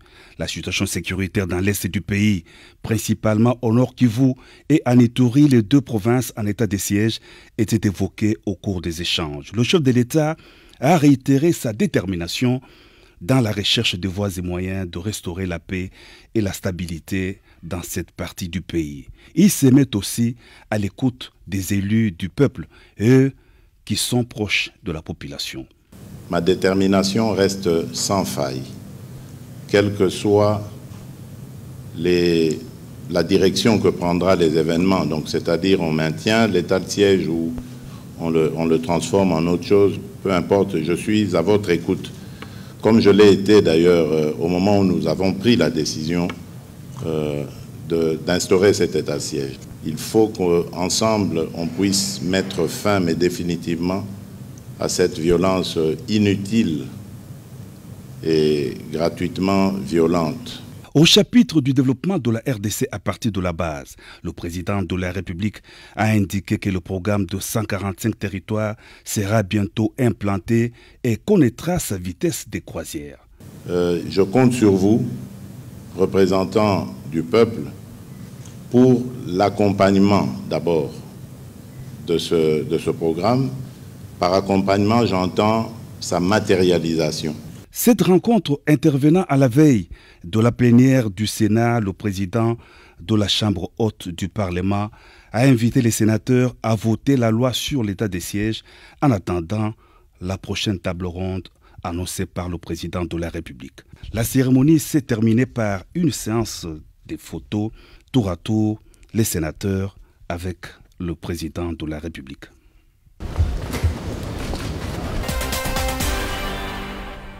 En avril 2022, les recettes mobilisées par les régies financières de la RDC ont été de l'ordre de 3,4 milliards de francs congolais, soit 1,7 milliard de dollars. contre les prévisions linéaires, arrêtées à seulement 1,8 milliard au cours de cette période. La question que nombreux se posent alors est celle de savoir pourquoi donc les foyers ne ressentent-ils pas les effets de ces performances? La chose la plus importante et la plus intéressante, c'est de remarquer que dans le cadre de la politique du chef de l'État et dans sa vision de l'équité, aussi vite que nos réserves ont augmenté, une des choses qu'il a ordonné de faire, c'est de remonter de 30% les salaires des fonctionnaires de l'État, toutes catégories mises ensemble. La question que vous posez à savoir comment on ne le ressent pas, c'est que les périodes ne sont pas les mêmes. Nous sommes en une période post-Covid, même si le Covid existe encore, mais également et surtout, nous subissons cette guerre entre l'Ukraine et la Russie avec tous les impacts sur la disponibilité des biens et les prix. Si vous savez bien observer, le taux de change entre le dollar et le franc congolais est resté plus ou moins le même. Et des fois même que nous avons des améliorations, mais très malheureusement, la loi de l'offre et de la demande nous impose de réfléchir et de nous rendre compte que la réalité d'un pays, c'est que sa production intérieure et sa capacité à avoir des consommations de court circuit, c'est ce qui peut déterminer sa résilience aux chocs exogènes. Comment faire pour capitaliser cette embellie que connaissent les finances publiques? Il est important pour un pays d'investir dans des infrastructures, investir dans la santé, investir dans l'éducation. Et donc, ces trois secteurs sont des secteurs où le gouvernement devrait être en mesure de mettre de l'argent pour que, de manière classique, les Congolais ressentent l'amélioration de la situation et qu'ils deviennent plus productifs. Alors, Fumutoto, recette de l'État, maximisation des recettes, la DGI, féliciter, c'est sur papier. Mais les Congolais qui nous suivent à Kasumbalesa, dans le Congo central, à la Chopo, à Mongala, à l'Équateur, partout où ils sont, ils ne veulent que manger, aller à l'école, se soigner quand on est malade, voilà, tout ça. À quand est-ce que cela va se matérialiser dans nos vies au quotidien? Oui, il y a un problème de finances publiques où j'allais dire il y avait un sérieux problème de finances publiques. Ça veut dire que le budget, c'est des choses. C'est un tableau prévisionnel des recettes en amont et en aval. L'inclusivité ou l'effectivité du phénomène budgétaire exige que l'État va débattre sa loi de finances, connaisse makambo nini azana yango pe na ba secteur nini. Deuxième élément, makambo on azana yango mbongo na kokende kozwa yango wapi pona ya kopesa wapi. Le premier problème que le président Tshisekedi vient de corriger progressivement, c'est qu'il a réussi à entraîner 41% de taux d'accroissement budgétaire. Ça veut dire que le budget n'était pas, cet accroissement n'était pas combattu par les gendarmes des finances publiques, tant nationales qu'internationales. Je cite la Banque mondiale et le Fonds monétaire international. Ils ont accepté, ils ont trouvé que le budget de 11 milliards est réaliste. C'est-à-dire qu'il y a équilibre entre où peut prendre l'argent et où dépenser l'argent. Ça, c'était la première chose. La deuxième chose que le président a dit, qu'en activant l'IGF et d'autres mécanismes de contrôle des finances publiques, nous avons réussi à faire entrer dans la caisse plus que ce qu'aucun régime ne l'a fait dans le passé. Vous ne prenez que ce que vous venez de dire au mois d'avril.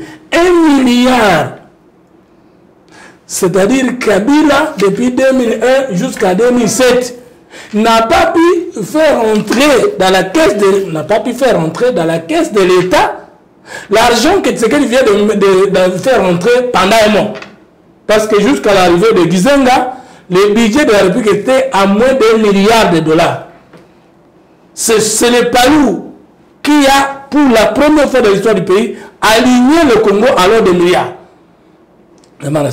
Pour raisonner là, est-ce que tu as qu'à licencier dans Tangoana? Tu n'as pas qu'à docteur, tu sais pas qu'à classe. Ce pays était géré avec moins de 1 milliard. Maintenant, la DGI et son ami viennent de réaliser pendant un mois plus d'1 milliard. Ce que Kabila n'a pas pu réaliser pendant 5 ans. Avec Jean-Pierre Bemba consort. C'est que nous disons bravo au chef de l'État parce qu'on réussit que Côte Sambongo n'a compte.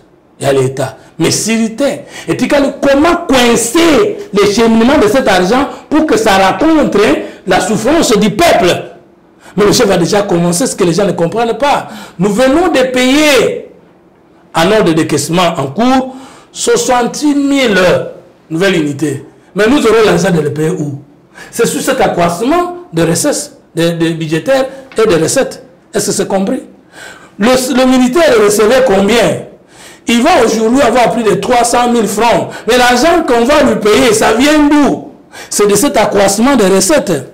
Aujourd'hui, l'enseignant recevait sous Ilukamba 100 000. Aujourd'hui, c'est 300 000. D'où est-ce que nous avons cet argent? Alors, quand les Congolais disent tout ce que le monde n'a pas manager, c'est de l'ignorance ou de la mauvaise foi? C'est-à-dire quoi? Comme le détournement est encore là, la corruption est encore là. Le deuxième combat, c'est comment forcer, comment renforcer, comment sécuriser les peuples qui est entré pour que davantage les peuples. Ça, nous n'avons pas encore réussi. Et ce quota mingi, et ce bimamouké la peuple. Nous devons renforcer. Merci. Le samedi, Délice et Sangaï sont partis en vol, étaient en meeting à Kinshasa, à Lingwala précisément. Le député national et président national l'envol demande à la population d'attendre le mot d'ordre pour des actions d'envergure pour empêcher la fraude électorale, car selon lui, la loi telle qu'adoptée à l'Assemblée nationale prépare déjà le lit de la corruption lors des prochaines élections en République démocratique du Congo. Et puis, page rose, le champion, on va terminer avec cette bonne humeur, le champion Martin Bakole qui nous revient de la France, a rencontré le président de la République Félix Antoine Tshisekedi Tshilombo. C'était le samedi dernier à la Cité de l'Union africaine.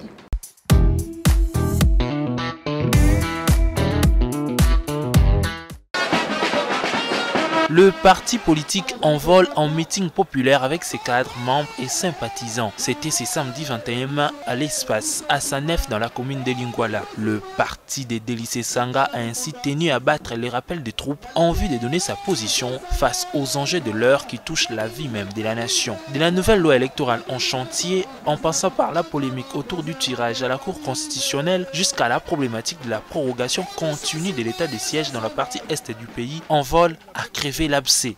La loi électorale a été faite pour avoir des élections transparentes. Il est venu le temps où le peuple doit s'impliquer dans l'adoption de cette loi parce qu'en définitive, c'est le droit du peuple à se choisir les dirigeants que nous voulons protéger. Aujourd'hui, ce qui est orchestré à l'Assemblée nationale prépare une fraude à grande échelle et il faut sensibiliser la population pour qu'elle comprenne les enjeux et qu'elle sache qu'elle a une part d'action à prendre pour que cette loi ne soit pas adoptée dans la forme où l'on souhaite faire de la fraude le cadre de l'organisation des élections de 2023. L'élu de Louisa dans les Kasaï centrales a appelé les autres mouvements politiques et ceux de la société civile à conjuguer des efforts pour empêcher l'adoption de cette loi qui ne favorise pas la transparence, la liberté et l'inclusivité, bref, qui va à l'encontre des principes de la démocratie. Donc nous voulons que le peuple puisse s'assumer dans les cadres de ses droits constitutionnels, à savoir assurer par des manifestations la revendication de la publication de résultats bureau par bureau, parce que si demain ce peuple veut se choisir de nouveaux dirigeants, c'est pas la voie des élections et nous devons protéger cela. Le député national Délice Sanga a également critiqué le pouvoir en place qui n'arrive pas selon lui à donner des réponses favorables sur la situation sociale inquiétante de la population.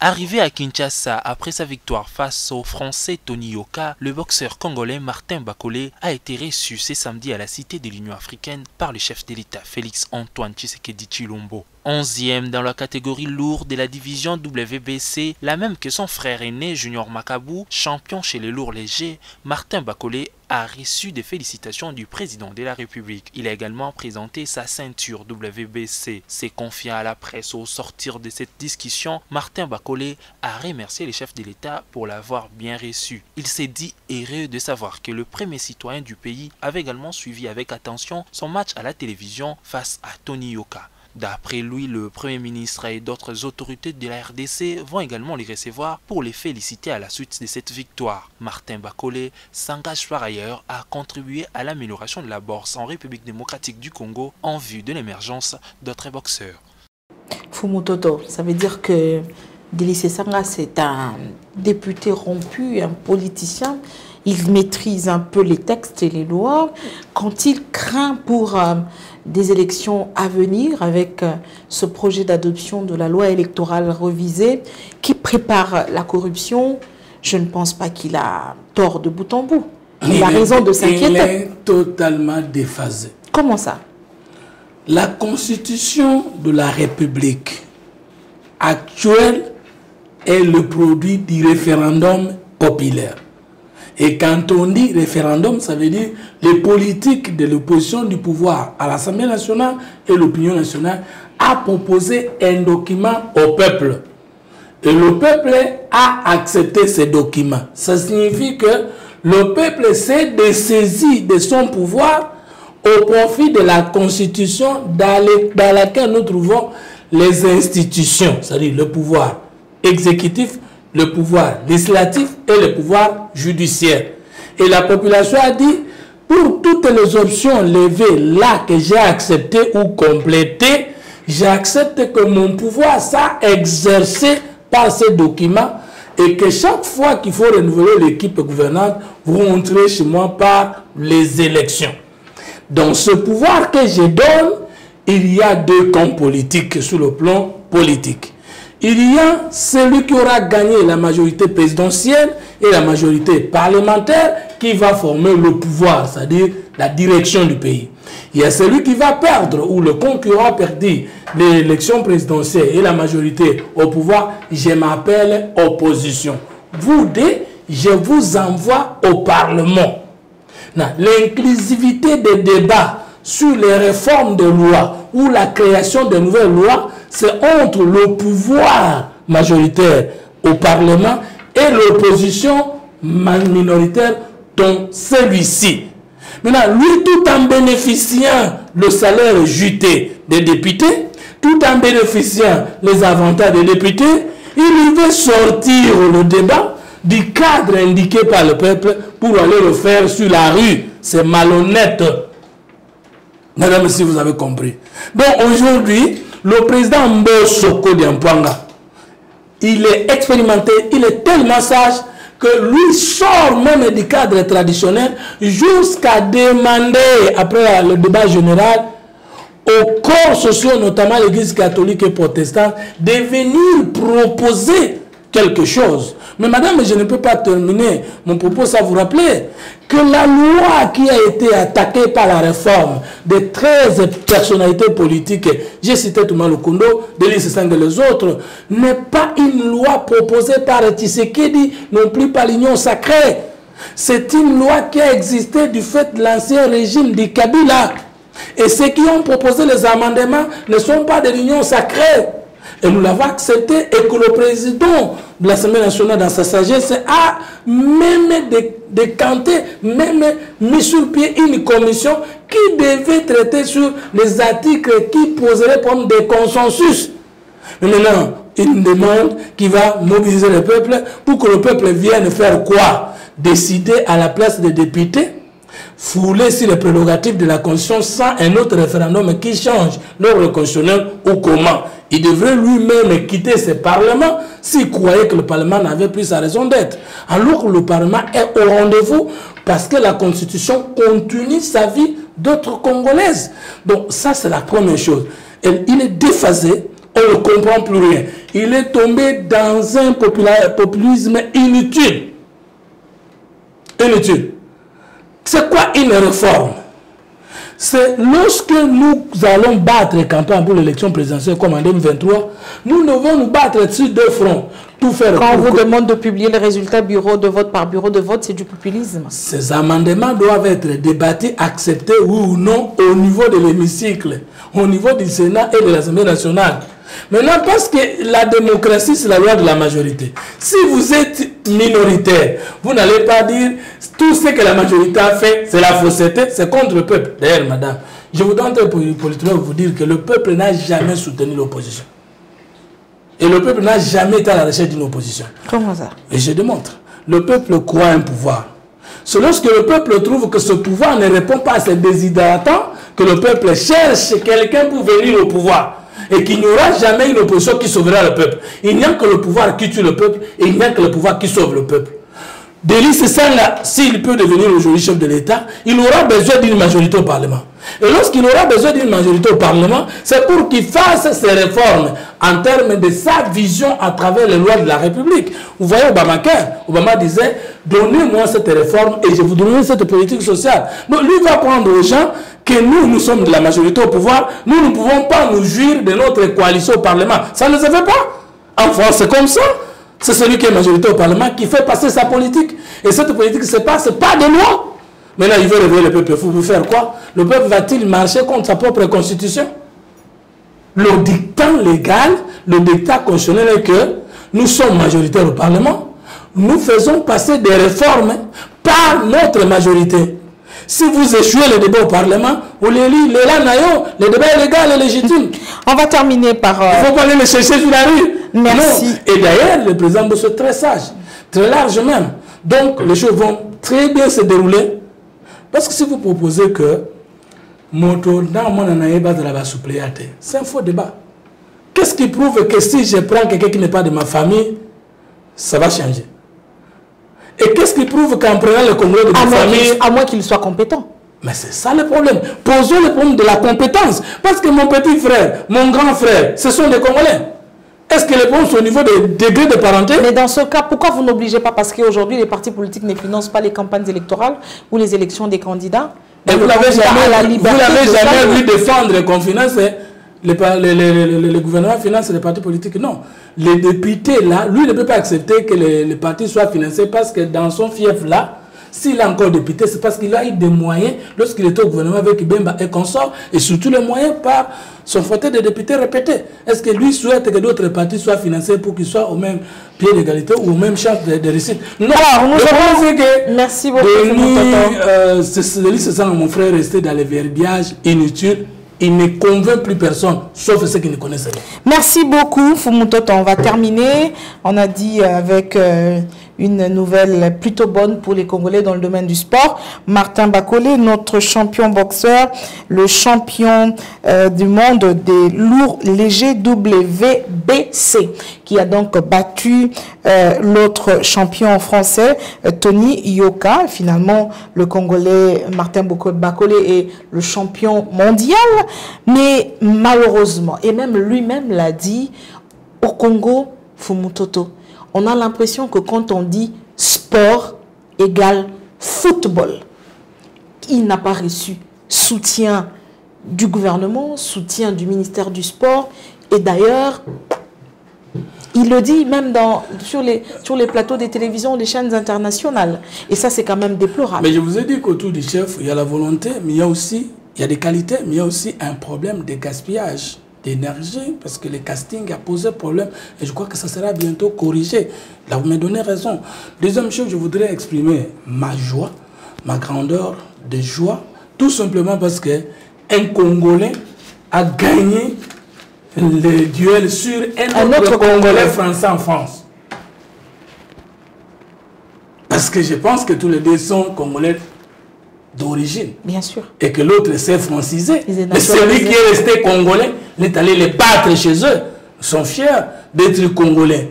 Nous devons corriger les injustices, les faiblesses. Et je crois qu'avec Tshisekedi, dans ce moment-là, et dans celui qui vient, si Dieu et le peuple congolais nous font confiance, et vous verrez que les choses vont changer et profondément, je crois. Merci, on va terminer avec cette image, puis vous allez commenter. Si la réalisation est prête avec moi, je vais demander qu'on nous balance ces images tout droit venues de Lubumbashi ce dimanche 22. La messe dite dans la cathédrale, messe pour clôturer le forum de réconciliation et l'unité entre les fils et filles du Katanga. L'arrivée des candidats,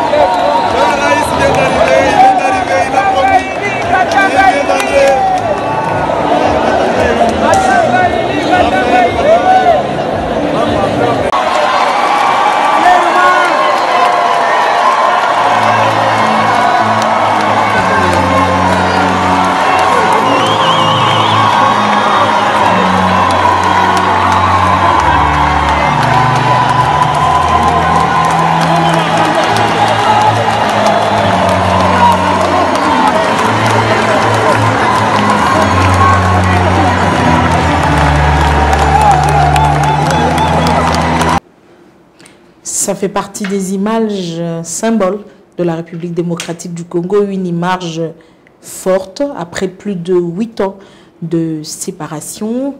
Aujourd'hui, Joseph Kabila, Moïse Katumbi se retrouvent à la messe pour célébrer l'unité katangaise. C'est aussi ça l'union sacrée. Madame, vous êtes chasseur des images en tant que journaliste. Je vous disais qu'il ne s'agit pas de la réconciliation entre Katangais, il s'agit de la réconciliation entre deux figures. Qui sont Katangais. Combien de personnes se sont saluées lors de l'entrée de Joseph Kabila? Je crois nombreuses, mais pourquoi on n'a fait que l'arrêt de l'image sur des personnes? C'est ça la vérité. Est-ce que nous condamnons ça? Non, ils sont libres. Mais nous poussons l'analyse. Les deux ensemble, c'était plus de 15 ans. Parce que c'est depuis Mouzé. Qu'est-ce qu'ils ont fait aux Congolais du Katanga? Beaucoup de choses. Mais qu'est-ce qu'ils regrettent de l'avoir fait? De deux ensemble, qui les a poussés au conflit? Et quelle était la cause? Aujourd'hui, qui regrette d'avoir chassé l'autre ou attaqué son ami? C'est là, le chef de l'État peut tirer des leçons. Le pouvoir est si la cas. Vous savez, quand vous avez le pouvoir de l'État, que vous n'ayez pas le coup d'État, que vous n'ayez pas l'élection, on met mis en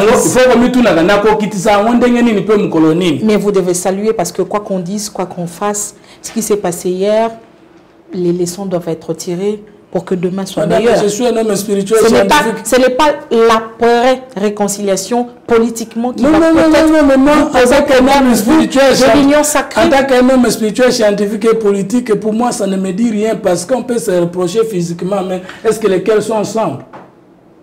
C'est ça en politique. Parce que vous ne voulez pas que le cœur soit ensemble. Nous n'avons pas peur de leur union parce que Kabila a perdu le pouvoir ici, nous étions tous ensemble. Nous n'avons pas peur de leur division parce qu'il n'y a pas que eux qui étaient dans la division. Alors limitez-vous à saluer plutôt qu'à faire des suppositions. Non, nous ne supposons pas, nous sommes des acteurs politiques. Ouais. Nous disons ceci.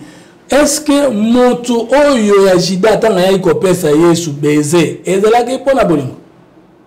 En politique, on peut s'associer pour s'éliminer, tout comme on peut le faire de bonne foi. Vous voulez que ça soit associé pour éliminer? On peut. Vous, à l'Union sacrée. J'ai fait le rôle de communicateur politique pour dire il faut que le peuple reste vigilant. De malheur pour je ne le serai jamais. Pour cette réconciliation. Mais je reste critique. Joseph Kabila, Moïse Katumbi ensemble, 2023, vous pensez que... C'est le mandat et le bilan positif de Tshisekedi qui va les battre, qui vont les battre. Nous sommes... Est-ce que vous pouvez me dire, si les deux se sont réconciliés, l'un est socialiste, Joseph Kabila, et l'autre est qui? Libéral? Et bon. 2. Joseph Kabila, socialiste au pouvoir, la caution pour être candidat député était à $1000. Les deux peuvent se réconcilier. Est-ce qu'ils ont réconcilié les cœurs des petits Katangais? Ils se réconcilient sur quoi? Qu'est-ce qu'ils ont eu comme problème? Maintenant, n'est-ce pas, Joseph Kabila comprend qu'on ne peut pas détruire son frère à cause du pouvoir.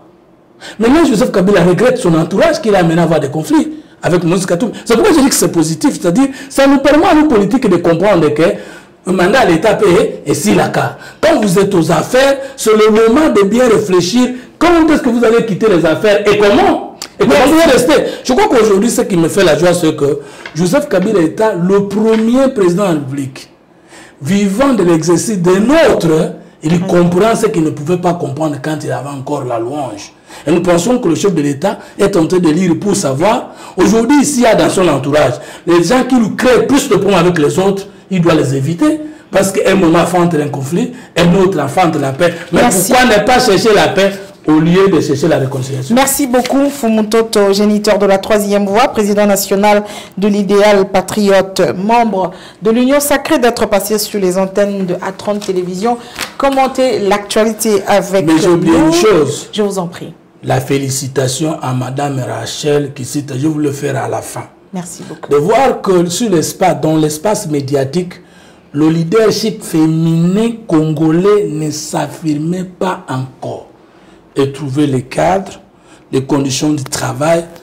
Souvent, moi, je ne supporte pas la cravate, mais je regrette pourquoi je ne l'ai pas mise. Parce que vous avez honoré notre présence ici avec la qualité du travail. Et je demande aux Congolais de vous soutenir, surtout ceux qui aiment la parité et la promotion du leadership féminin. Merci beaucoup, Fumutoto. Ainsi se termine cette édition de la rétrospective sur A30 Télévision. Vous nous suivrez comme d'habitude sur les plateformes des réseaux sociaux, notre chaîne YouTube A30 Télévision, notre compte Twitter Actu30, puis notre page Facebook Actu30 Magazine. Je vous retrouve le dimanche prochain avec le même plaisir et un nouvel invité. Portez-vous bien et surtout très bonne suite de programme et un grand merci à toute l'équipe technique grâce à qui nous avons fait ce travail. On se retrouve la semaine prochaine. Très bonne suite de programme.